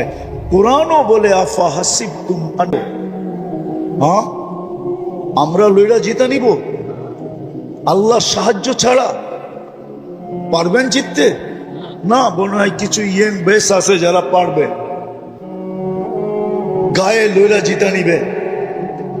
তাহলে গায়ে লইরা যদি তুমি জিতা নিতে পারো, শক্তিশালী কম না, ঠিক না? কিন্তু এখানে এত মৃত্যুর সিরিয়াল কেন বাড়তেছে? আসলে না, কসম খোদার, আল্লাহর সাহায্য ছাড়া জিতা যাবে না। পারবেন আল্লাহর সাহায্য ছাড়া জিততে? আজকে তো সারা দুনিয়ার কান্না সবচেয়ে বড়, আমি শেষ জায়গায় চলে আসতেছি পড়ায় উঠা উঠি না করি। সারা দুনিয়ার চিৎকার তো হলো আল্লাহ সাহায্য করেন না কেন, পাঠান না কেন? জিজ্ঞাসা করেন ওলামাদের থেকে। প্রত্যেক মাদ্রাসায় ডেলি দোয়া হয়, আল্লাহওয়ালারা সারা রাত্র চোখের পানি ঝরায়। গত রমজানে তো আমি মনে করছিলাম যে এইবার ঈদ দুইটা হবে, একটা রোজার ঈদ আর একটা ফিলিস্তিনের স্বাধীনতার ঈদ। কেন আমি আমার জীবনে, কেন আমার মনে হয় মক্কা মদিনাও কোনোদিন এত কান্না দেখে নাই। গত ঈদ রমজানে যত কান্না হয়েছে, কোনোদিন এত কান্না দেখে নাই আমার মন হয়। আমি তো পড়ায় রমজানে দেখছি, কিন্তু এত কান্না, ইরাকের যুদ্ধেও আমি এত কান্না দেখি নাই। গত রমজানে ইমাম যেইভাবে কাঁদতে ছিল, মুক্তাদিরা যেইভাবে, মুসল্লিরা যেইভাবে কাঁদতে ছিল, পুরো হেরেম খচা খচ বড়া, পড়ায় কুটি খানিক হবে মক্কায়, মদিনায় হবে কুটি খানিক। দুই হেরেমে যখন কান্নার রোল তোল উঠত, বেতেরের ভিতরে কুনুতে নাজেলায় ইমাম সালাম সেজদার থেকে উঠে যেত, হাজারো হবে আমি দেখছি চোখে, যারা সেজদায় পড়া কান্তি আছে, কান্তি আছে, কান্তি আছে, কান্তি আছে। আমার বিশ্বাস ছিল যে এবার দুটাই হবে। কিন্তু রোজা পার হয়ে গেল, ঈদ পার হয়ে গেল, কোরবানি পার হয়ে গেল, আবার রোজা চলে আসতেছে, 1 বছর পুরা হলো, আবার সামনে রোজা চলে আসতেছে, কিন্তু সাহায্যের কোনো লক্ষণই দেখি না। অথচ এই মুহূর্তে সাহায্যের সবচেয়ে বেশি দরকার, আল্লাহর সাহায্যের দরকার। আর আল্লাহ যদি সাহায্য করেন, তাহলে আল্লাহ তো দেখায় দিয়েছেন, ঠিক না? আমি আল্লাহ লড়লে কি হবে? আল্লাহ প্রমাণ দিছে, তুমি হাতি নিয়ে আসবা, আমি আবাবিল নিয়ে আসবো। কি হাতির সামনে আবাবিলের পার্সেন্টেজ কতটুকু জানেন? কতটুকু? হ্যাঁ, হুজুররা বলুক কতটুকু? আবাবিল আদা 6টা ওজন না, কিন্তু শুধু আর ডানাগুলোই আছে, আর কিচ্ছু নাই। ও শুধু, কেউ হজ করছেন? সামনের করছেন হজ? রাত্রে দেখছেন হেরেমের কাবার চতুর্দিকে ছোট ছোট একটা পাখি চোখে দেখা যায় না, উঠতেছে? ওটা আবাবিল, ওটাই আবাবিল। ওর শুধু 2টা ডানাই আছে, আর কিছু নাই। 1,00,000 গুণ ছোট না, 1 কোটি গুণ ছোট বললেও মনে হয় মিথ্যা হবে না। হাতির থেকে 1 কোটি গুণ কি ছোট। আল্লাহ বলে তুই হাতি নিয়ে আসছিস, আমি আবাবিল নিয়ে লড়বো। আরো একটা উদাহরণ দেখাই, সরে একবার ছুঁয়া দেখে না। আমি আফসোসে বলতেছি, ইয়া লাইতানি মৃত্যু কবলা হাদা, হায় যদি আর আগে মৌত চলে আসত। আমার জাতি কোরআন ডেলি একবার খুলে দেখে না, তোরা একটা চুমা দেয় না। যুবক, তোমাদের পায়ে হাত রাখে। আমি ভিতর থেকে বলতেছি, আমার কথা এইখান থেকে না ওইখান থেকে আসতেছি, বড় ব্যথা নিয়ে বলতেছি। হায় তোমরা যদি ডেলি কোরআন না পড়তে, আমার কোনো আপত্তি ছিল না। কোরআনটা নিয়ে যদি একটা চুমা দিতাম ডেলি একবার, আর বলতে আল্লাহ এটাকে আমি ভালোবাসি। সারাদিন তো তোমাদের ফেসবুক 1 সেকেন্ডের জন্য বন্ধ হয় না, চ্যাট করতেই থাকো, তুমি অনলাইনে থাকো। তোমাকে না পাইলে কতজনে গলায় রশি দিতে চায়, আবার তুমি না পাইলে আবার বিষ খাইতে চাও। সারাদিন একবার পাইলাম না অনলাইনে, না জানি আমাকে ফাঁকি দিয়ে অন্য কোনো দিকে চলে গেল কিনা, আমাকে স্যাক দিল কিনা। আবার যদি 2-1 দিন হয়ে যায় তো বন্ধু বান্ধব মিলা মিছিল বাহির করার চেষ্টা করে, কিন্তু সামাজিক কারণে মিছিল বের করতে পারে না। নাইলে মনে হয় মিছিল বহুত হইতে থাকতো এরকম, ঠিক না? হ্যাঁ, কিন্তু কোরআনটাকে তো সারাদিনে একবার চুমা দাও না। তো যেটা বলতেছিলাম, প্রাণীবাদীরা 48,000 ফিলিস্তিনি মারা গেল। আচ্ছা, মুসলমান বাদেই দিলাম, মানুষ তো মানুষ বাদেই দিলাম, প্রাণী তো না, প্রাণী না। কিন্তু প্রাণীবাদীরা বলো, ওনারা জেনারেল শিক্ষিত এখানে যারা আছে আমাকে বলেন, যুবকরা বলো, একটা ছোট প্রতিবাদ 2 অক্ষরের আমাকে দেখাও প্রাণীবাদীদের পক্ষ থেকে, যে প্রাণীবাদীরা প্রতিবাদ করছে যে এতগুলা মানুষকে কেন মারা হইল। মুসলমান বাদ দিলাম, এগুলা প্রাণী তো, আর আমরা প্রাণীবাদী। আমাদের দায়িত্ব হয় আমরা একটা প্রতিবাদ করি। কিন্তু বাংলাদেশের প্রাণীবাদী সমস্ত তো প্রতিবাদ করে নেয়। আমেরিকারটা বাদিয়ে দিলাম, ইংল্যান্ডটা বাদিয়ে দিলাম, ক্যানাডারটা বাদিয়ে দিলাম, অস্ট্রেলিয়া ইউরোপেরটা বাদিয়ে দিলাম। আমি তো বলি, আজকেও আপনাদের মাধ্যমে, মিডিয়ার মাধ্যমে, ইংলিশে তো বলতে পারবো না, বাংলাই বলতেছি। আমি জানি পশ্চিমারা ডুববে শুধু 2 কারণে।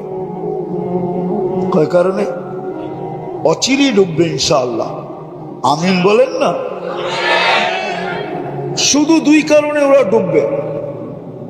একটা হলো ইহুদি পীড়িতের কারণে,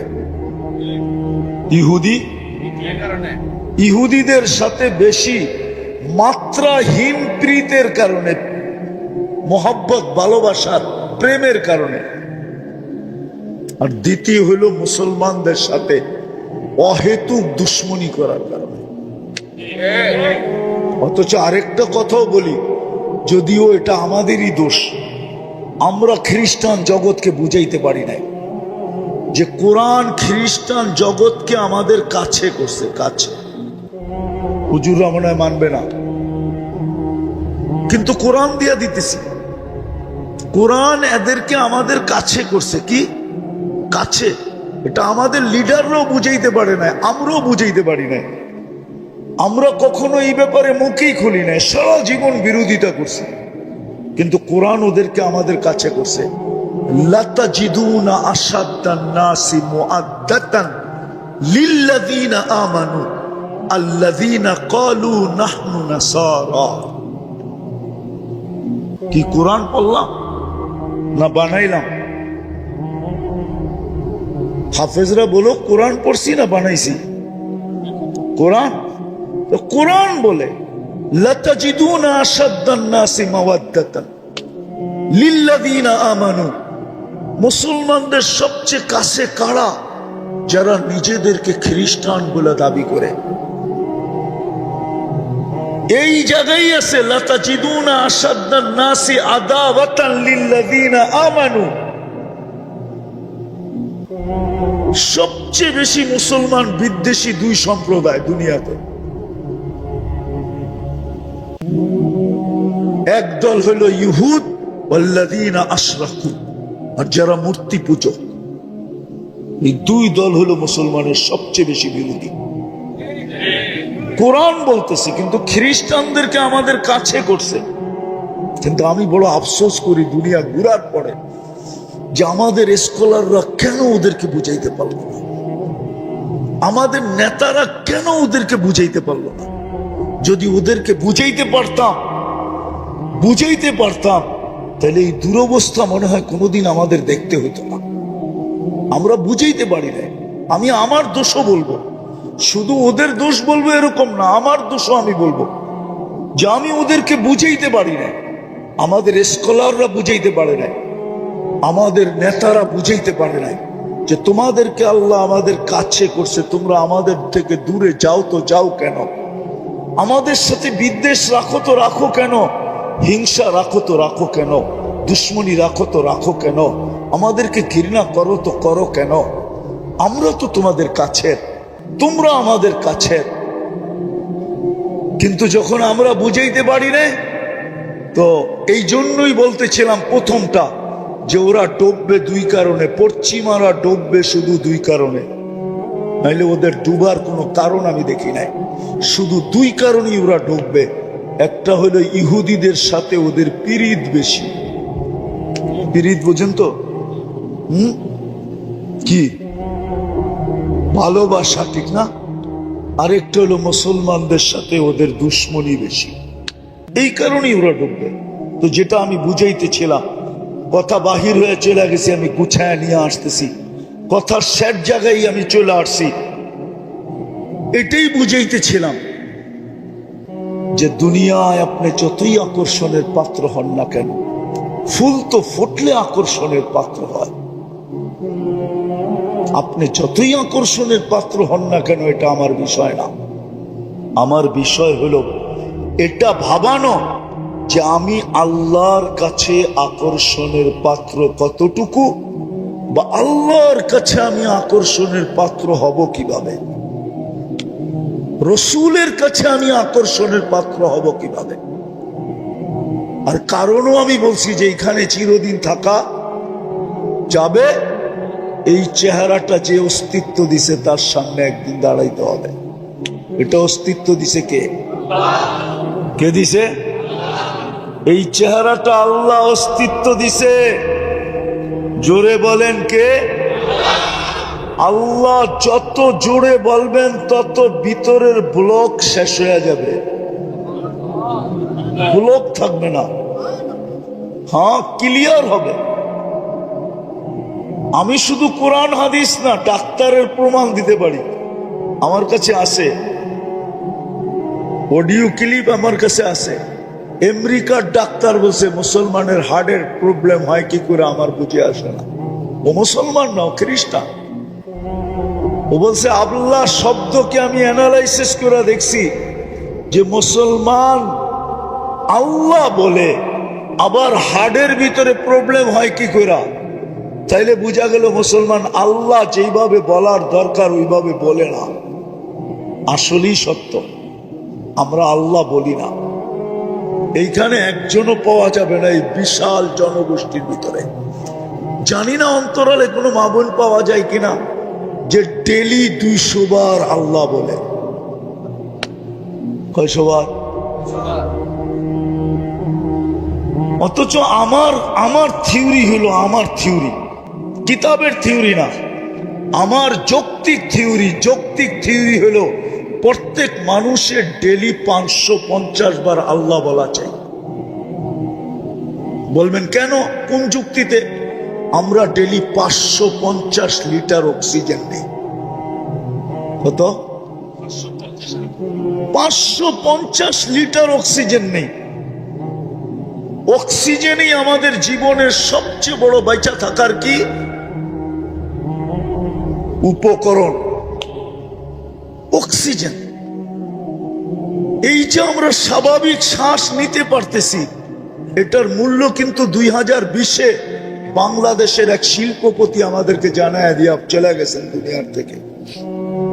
বাংলাদেশের প্রথম সারির এক শিল্পপতি যখন ভেন্টিলেটরে ছিলেন, ওনার জন্য যখন চায়নার থেকে ডাক্তারের টিম আনা হলো, তো ডাক্তারের টিম যখন কামরায় ঢুকলো, তো উনি ডাক্তারের টিমকে বলছিল, তোমরা আমাকে স্বাভাবিক শ্বাস নিতে দাও, আমার পুরা প্রপার্টি কোম্পানি আমি তোমাদের নামে লেখা দিব। আপনি স্বাভাবিক শ্বাস নিতে পারতেছেন, ডেলি বৈশা নিতেছেন, কিন্তু একবারও কি আল্লাহ বলছেন যে আল্লাহ বা আলহামদুলিল্লাহ বলছেন? তো আমার যুক্তি বলে ডেলি 505 বার আল্লাহ বলা চাই, কেননা 550 লিটার আমরা অক্সিজেন দিই, 1 লিটারের বদলা একবার আল্লাহ। কিন্তু আমার যুবকরা তো ডেলি 10 বারও আল্লাহ বলে না, 5 বারও আল্লাহ বলে না, মা বোনরাও বলে না, পুরুষও বলে না। বলেন আজকে সারা দুনিয়া চিৎকার কিসের দিতেছে? ফুল যেরকম ফুটা ব্যতীত ফুল যতক্ষণ না ফোটে ততক্ষণ কেউ এর দিকে চোখ উঠায় তাকায় না, কেননা ফুটা ব্যতীত ঘ্রাণও আসে না আর রঙও দেখা যায় না। বুঝাইতে পারতেছি তো? আমার কথায় সুর হবে না, এই জন্য ধ্যান দিতে হবে। ফুল যতক্ষণ পর্যন্ত না ফোটে ততক্ষণ পর্যন্ত কিন্তু কেউ চোখ তুলা দেখে না, হাত বাড়ায় নেয় না, কাটার খোঁচা খাইয়েও কেউ ছিঁড়ে না। আর যখন ফুটা যায় তো কাটার খোঁচা খাইয়েও হাত দিয়া ছিঁড়ে, চোখ বুলায়া দেখে, হাত বাড়ায়া নেয়। এমনকি 14 তারিখে যুবক যুবতীরা পয়সা দিয়েও কিনে, আর না পাইলে মারামারিও করে। ঠিক না? সত্য তো? তো ফুল যেরকম ফুটা ব্যতীত আকর্ষণের পাত্র হয় না, এটাতে একমত তো? তার ঘ্রাণও আসে না। এগুলো তো কাগজের ফুল, আর্টিফিশিয়াল। এটাও বলছে কবি, हकीकत सुख नहीं सकती बनावट की उसूलों से, कभी बुआ नहीं सकती के कागज के फूलों से। এগুলোর থেকে কখনো ঘ্রাণ আসবে না, এটা হলো চোখের শোভা। আবার 14 তারিখে এটা নিয়ে গেল জুতার বাড়ি, এতে কোনো সন্দেহ নেই। বলবে তুই এখনই 2 নম্বর করস, আগে যে 1 নম্বরই করবি আল্লাহই জানে। যদি এটা নিয়ে গেল, জীবনে কোনোদিনও লেখা দিবে না I.U, এটা জীবনের জন্য অফ হয়ে গেল। বলবে তুই প্রথম দিনই সত্য কাহিনী মনে উঠলো, এই জন্য বলতেছি। আমি জাপানে 2 বার গেছি। কবার? তো জাপানে আমাদের এক বাঙালি বিয়ে করছে, জাপানিজ মেয়ে, মুসলমান বানায় করছে। তো ফজরের নামাজ নিজে পড়ে না দেখা স্ত্রীকে বলছে যে নামাজ 4 ওয়াক্ত। কয় ওয়াক্ত? জোহর, আসর, মাগরিব, এশা। তো নতুন জাপানি মেয়ে, জাপানিরা কিন্তু যেটা করে ওটা সিরিয়াসলি করে। সিরিয়াসলি বোঝেন? খুব গুরুত্ব দিয়া করে। তো মহিলা নবমুসলিম 4 ওয়াক্ত নামাজ খুব ভালো মতে পড়তেছে। তো একদিন ঘুরতে গেছে আর বান্ধবীর কাছে, বান্ধবীও জাপানি, তারও বিয়ে হয়েছে এক বাঙালির সাথে, কিন্তু সে একটু দিনদার, ছেলেটা একটু কি, সে 5 ওয়াক্ত নামাজ পড়ে, স্ত্রীও পড়ে। তো যখন বান্ধবীর কাছে গেছে, তো বান্ধবী জিজ্ঞাসা করছে, তুই নামাজ কয় ওয়াক্ত পড়িস?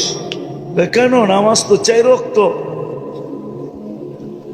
তো সে মাথার হাত দিয়ে বলছে, কে বললো তোকে 4 ওয়াক্ত?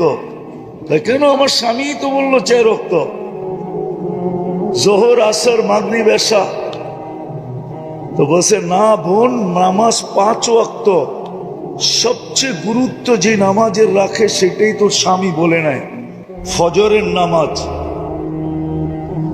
তো সারাদিন ছিল, খাওয়া দাওয়া করছে, বিকালে যখন ওইখান থেকে আসতেছিল তো অফিস থেকে ডিভোর্স লেটার নিয়ে আসছে উঠায়া। রাত্রে স্বামীকে বলতেছে এই নাও ডিভোর্স লেটার। বলছে কেন? বলছে তুমি যখন নামাজ নিয়ে আমার সাথে ধোঁকা করতে পারো তাহলে সারা জীবনে তুমি আমার সাথে ধোঁকাই করবে, আর ভালো করবে না, বিধায় আমি তোমার সাথে থাকতে ইচ্ছুক না। ঠিক এরমই 14 তারিখে এই ফুল নিয়ে গেলে জীবনে কোনোদিন আর I.U লেখা দিবে না। কেননা প্রথমেই এরকম ফুল নিয়ে গেছে যেই ফুলের কোনো গ্রান কোনোদিন হবেই না। তো মানুষ ফুল যতক্ষণ পর্যন্ত না ফোটে আকর্ষণের পাত্র হয় না। মানুষ চোখ উঠায় তাকায় না, হাত বাড়ায়া নেয় না, কাটার খোঁচা খায়া কোনোদিন ছিঁড়ে না, পয়সা দিয়া কোনোদিন কিনে না। ঠিক আপনি আর আমিও, কথা লম্বা হবে না, অল্পই হবে।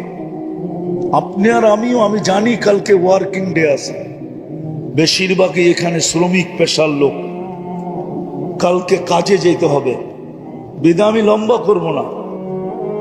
কিন্তু আশা করি যদি ধ্যান দিয়া শুনতে পারি অল্প যথেষ্ট হইব বলে আশা করি। আপনাদের যদি তাওয়াজ্জু থাকে, মন দিয়া যদি শোনেন, তো যেরকম ফুল আকর্ষণের পাত্র হয় না ফুটা ব্যতীত, তার ঘ্রাণ ছড়ায় না, তার কালার প্রকাশ পায় না, তদ্রূপ আপনি আর আমিও আল্লাহর কাছে আর আল্লাহর রসুলের কাছে। আমি দুনিয়া নিয়ে আমার আলোচনা না, দুনিয়া কে কত বড় আকর্ষণের পাত্র, কার কতটুকু আকর্ষণ দুনিয়াতে, এটা আমার বিষয় না। আমি জানি যুবক দুনিয়াতে বড় আকর্ষণের পাত্র, কেননা তার ভিতরে টকবকে যৌবন আছে বিদায় সবাই তার দিকে চোখ তুলে দেখে। আবার এটাও বিশ্বাস করি যুবতীও আকর্ষণের পাত্র, এটাও বিশ্বাস করি পুরুষও আকর্ষণের পাত্র, আবার এটাও বিশ্বাস করি নারীও আকর্ষণের পাত্র, ঠিক না? টাকাওয়ালাও আকর্ষণের পাত্র, বড় সম্পত্তির মালিক হইলেও আকর্ষণের পাত্র হয়, বড় ফ্যাক্টরির মালিক হইলেও আকর্ষণের পাত্র হয়, বড় রূপসী হইলেও আকর্ষণের পাত্র হয়। হাজারো ভাবে দুনিয়াতে আকর্ষণের পাত্র মানুষ আজকে, হাজারো ভাবে। কেউ গলা দিয়ে আকর্ষণের পাত্র, কেউ আবার দেখা যাবে আরে কি বলে এটাকে, কেউ আবার দেখা যাবে হাসি মজাক দ্বারাও আকর্ষণের পাত্র। কৌতুক যারা করে এরা কৌতুক দ্বারা আকর্ষণের পাত্র। আমার এটা বোঝানোর উদ্দেশ্য না কে দুনিয়াতে কতটুকু আকর্ষণের পাত্র, এটা এই জন্য বোঝানো উদ্দেশ্য না যে আমরা এখানে থাকবোই বা কতদিন। কসম, এটাই তো সত্য। আজকে সূর্যটাও তো বলতে বলতে ডুবলো, লান আউদ ফি হায়াতিকা আবাদা, হতে পারে তোমার জীবনে আর কোনোদিন আমি উদিত হব না, তুমি হইতে পারে আর কোনোদিন আমাকে উদিত হইতে দেখবে না। এরকম তো প্রতিদিনই ডুবার সময় বলতে বলতে ডুবে। যেই দেশেই ডুবে, যেইখান থেকেই সূর্য ডুবে যায় বা অদৃশ্য হয়ে যায়, ওইখানেই সেই আওয়াজ দিতে দিতে অদৃশ্য হয়, আওয়াজ দিতে দিতে ডুবে। মাটিও তো প্রতিদিন মানুষকে বলে তামশি আলা যাহরি, আমার বুককে তোমরা ফাটায় ফেলতেছ, মাসিরু কাফি বাতনি, অতি সত্তর তোমরা আমার পেটে আসবে, ফাতারা মুআমালাতি, তোমরা আমার ব্যবহার দেখবে যে আমি কার সাথে কি ব্যবহার করি। আর ওই ব্যবহারটা হাদিসে লেখাও আছে, কার সাথে কি ব্যবহার করবে, এটা হাদিসে লেখাও আছে। কারোর সাথে তো এরকম ব্যবহার করবে কাউম্মিল হানুন, দয়াবতী মার মতো ব্যবহার করবে। এই জন্যই হাদিসে আছে কিছু লোক আছে যাদেরকে কবরের পাশে নিয়ে গেলে কবর বলে ইদান উহাব্বিলু লাকা বাতনি খাদরা, তোমাকে রাখতে দেরি, আমার পেটটা সবুজ শ্যামল হইতে দেরি হবে না, জান্নাতের বাগান হইতে দেরি হবে না। ওই চিত্র উলামায়ে কেরামের কাছে আছে হাদিসে, যে জান্নাতের বাগান কেমন হবে। চলেন একটু মনে যখন উঠলো বলেই দিই। জান্নাতের বিছানা বিছানো হবে, বলা হবে ফাফরিশু লাহু ফিরাশাম মিনাল জান্নাহ, জান্নাতের বিছানা বিছাও, জান্নাতের কালিন বিছায়া দিবে। ওয়াফতাহু লাহু ৭০ বাবান ইলাল জান্নাহ, আপনি বলবেন কবরটা ছোট, এইখানে ৭০টা গেট খুলবে, তো খুলবে কি করে? না, আপনি উপরেরটা দেখতেছেন, ভিতরেরটা না। যখন ভিতরে দিয়া দিবেন, আর যদি ওই ব্যক্তি হয় যাকে কবর সালাম দিছে, তো তার কবরকে প্রশস্ত করা হবে মুনতাহা নজরিহি, ওয়াসিউ মুনতাহা নজরিহি, যত দূর দৃষ্টি যায় অত দূর পর্যন্ত প্রশস্ত হবে। উপর দিয়া না, ভিতর দিয়া ৭০টা দরজা খুলবে। তারপরে ঘোষণা হবে আরসিলু রিহাম বারিদাম মুতাইয়্যিবা, ঠান্ডা এত বেশি না যে কম্বলের দরকার হয়, আবার এত কম না যে গরম লাগে, সুঘ্রাণ যুক্ত বাতাস পাঠাইতে থাকে। তো জমিন প্রতিদিন বলে যে আমার কাছে অচিরেই তোমরা আসবে। শুধু জমিন না, কসম খোদা, শুধু জমিন না, আর শুধু সূর্য না, অনেক কিছুই আমাদেরকে ডেলি সতর্ক করে। এই জন্য আমার কথা শুরুটা ছিল ফুল ফুটা ব্যতীত যেরকম মানুষের কাছে না ঘ্রাণ ছড়ায়, না তার রং বোঝা যায়, না কেউ তার দিকে চোখ তুলা দেখে, না কেউ হাত বাড়ায় নেয়, না কেউ পয়সা দিয়া কিনে, ফুটন্ত বিহীন ফুল যেরকম মূল্যহীন, আপনার আমার যেটা বুঝাইতে চাইতেছি যে দুনিয়ায় যতই পরিচয় আকর্ষণের পাত্র হোক না, তাতে কি আসে যায়? আসল হলো আমি আল্লাহ রসুলের কাছে কতটুকু আকর্ষিত, আমি এটাই বুঝাইতে চাইতেছি যে আল্লাহ রসুলের কাছে আমি আকর্ষণের পাত্র হব কি করে। বুঝলাম তো ফুল ফুটলে সকলের কাছে আকর্ষণের পাত্র হয়, বুঝলাম, কিন্তু আমি যুবক, তোমাদেরকে বুঝাইতে চাইতেছি, ভাবো, প্রত্যেকে আমরা ভাবি যে আমি আল্লাহর কাছে আকর্ষণের পাত্র হব কি করে, আমি আল্লাহর কাছে আকর্ষিত হব কি করে, রসুলের কাছে আকর্ষণের পাত্র হব কি করে। কেন এখানে তো ৬০-৭০ বছর।